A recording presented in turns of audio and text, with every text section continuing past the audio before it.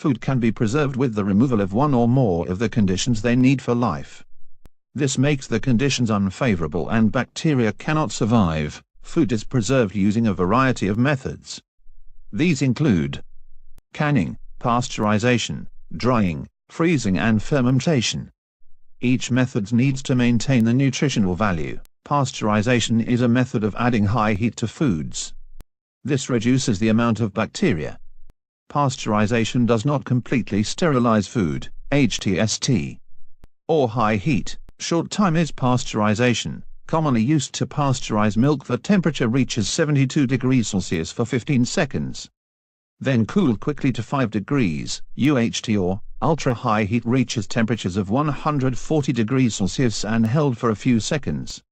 This method gives the milk a long shelf life and can be kept to room temperature. Canning is a method of preservation that includes the addition of heat and the removal of air.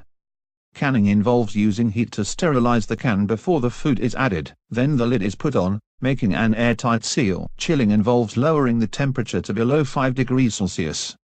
This slows down the growth of bacteria but is only useful for short periods of time. Freezing is lowering the temperature to below -18 degrees Celsius. Turn water to a solid and therefore remove the water available for bacteria to live. Drying or dehydration is, as the name suggests, the removal of moisture.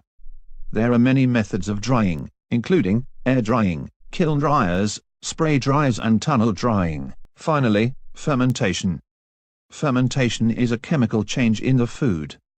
This is achieved when carbohydrates are converted to acids or alcohol through the action of microorganisms. Kimchi and sauerkraut are examples of fermented foods and are enjoyed in Korea and Germany. See you in class to discuss the advantages and disadvantages of preservation methods. mrlightfoot.com. Get ahead.